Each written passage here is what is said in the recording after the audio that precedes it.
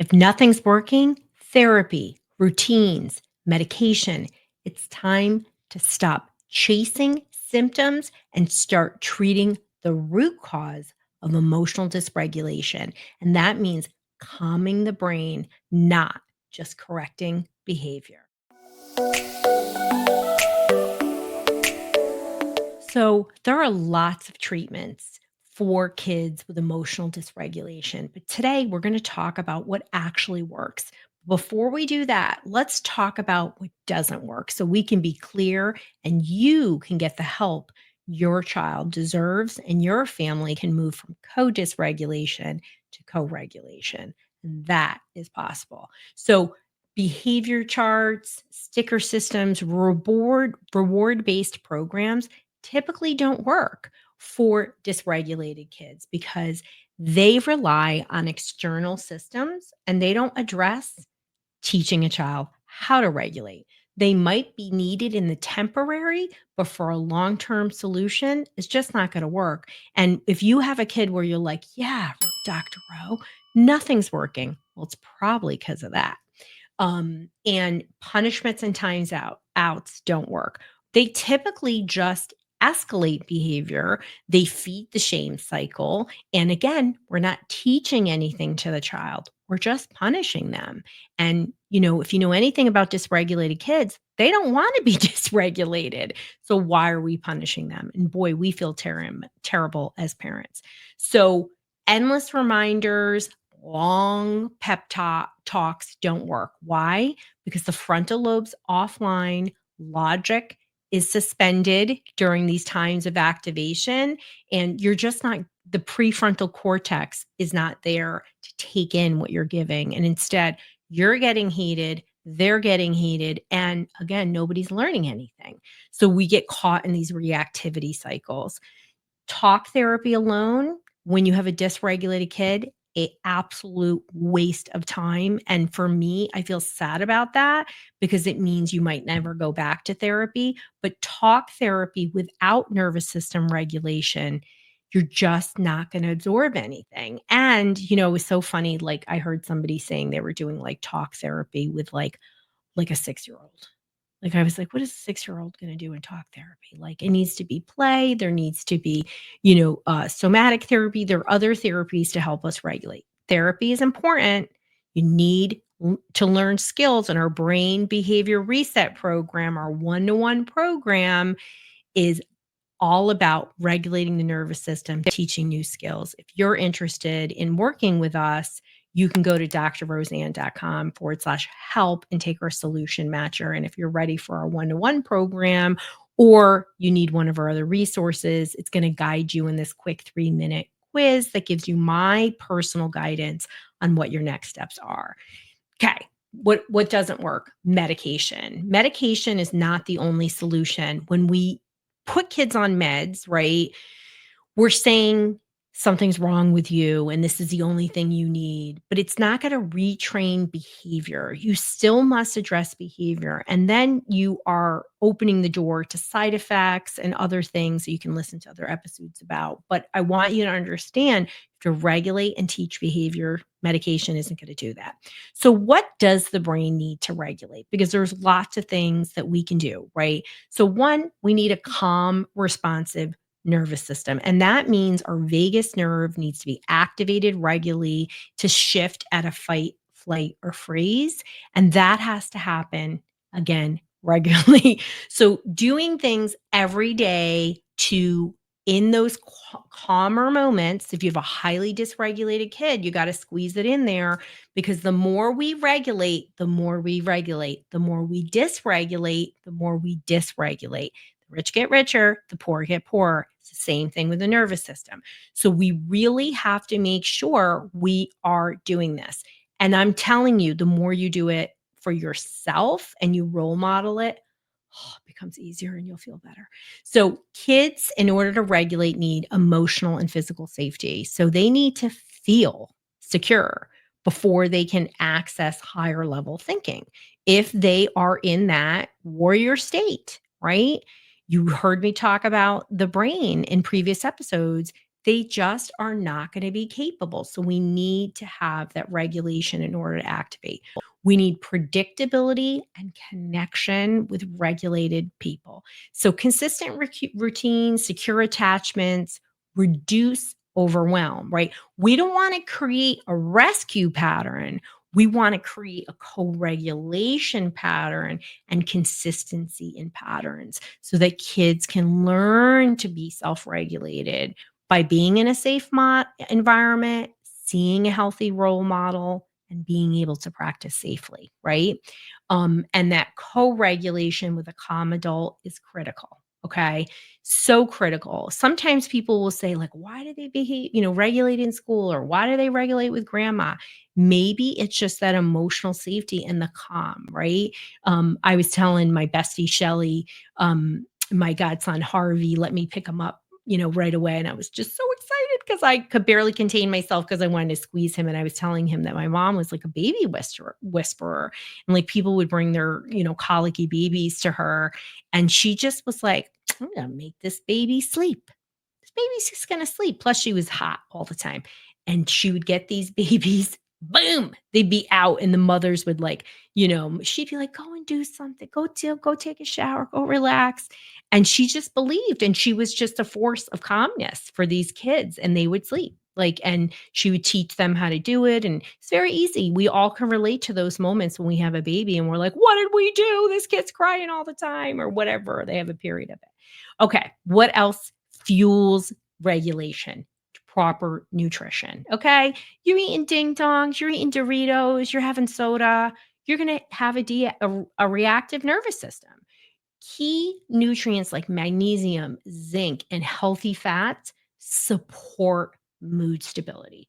If you're feeding it with garbage, you're going to be reactive. If you got a Ferrari, you're not putting in the low gas. I don't even know what that is. You're putting in the premium gas. Why are we expecting something different with our kids? Oh, don't tell me this is all they're going to eat because you can retrain your kids and you can sneak things in. If I have mothers of 3 autistics who can do it, you can do it too. I'm not saying it's easy, but good nutrition is important. Sensory integration tools and techniques can be incredibly helpful in regulation. They can reset the brain quickly, whether you're working with an OT or your Google Brain Gym. Don't go to Brain Gym, Google Brain Gym, and integrate those activities. They basically are activities often where you're crossing the midline in order for the brain to integrate. These are things you can do on the home at home if you're making them part of your routine. So just know with all of this isn't about fixing your child. It's about helping your child's brain and nervous system regulate so they can access skills they already have. How about that?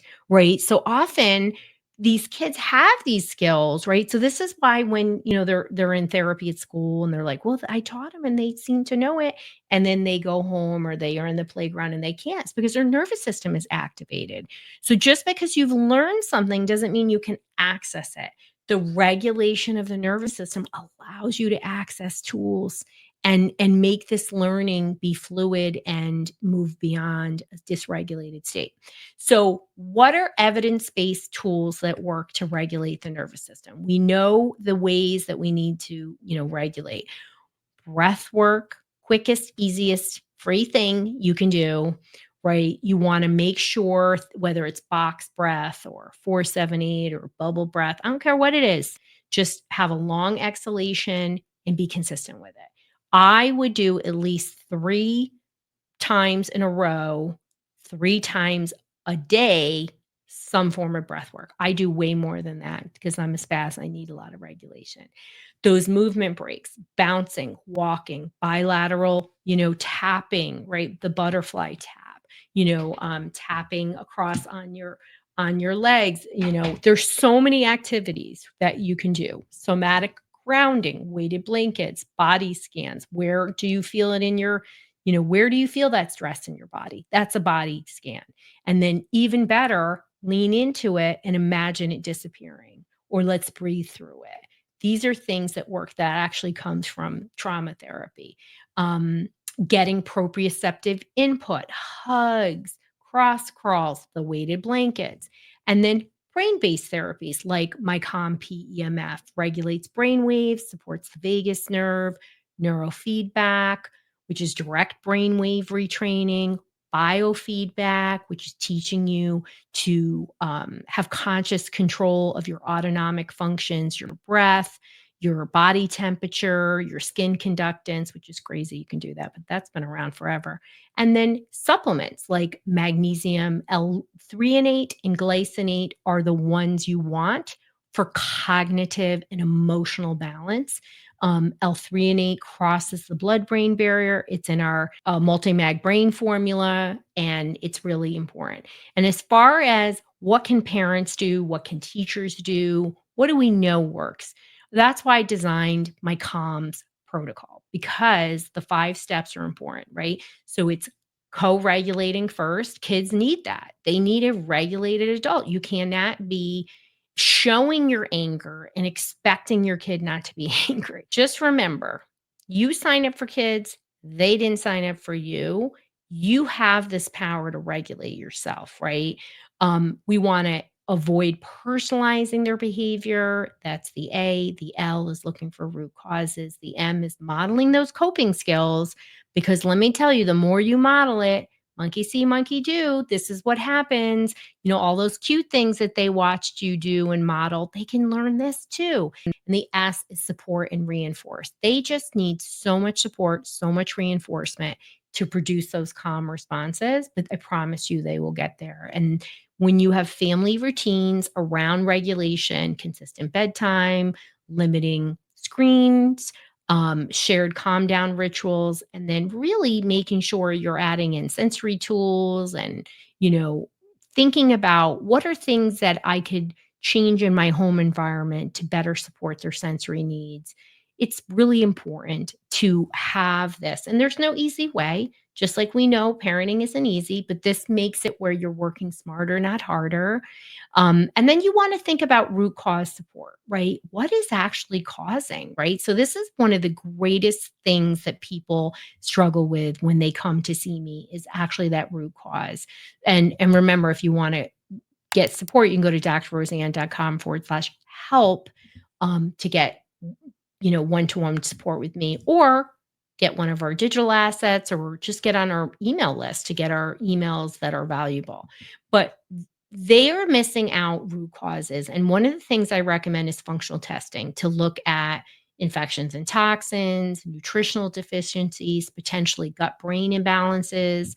Um, if your kid is constipated, has stomach issues, has loose stools, is bloated every time they eat, they probably have a gut issue, and that's going to affect your neurotransmitters. And then also additional testing to look at hormones, um, our endocrine system, which can really be affected when you are struggling all the time, and then just inflammatory triggers, right? Because if we can get inflammation down, it could be a major source of your child's behavior.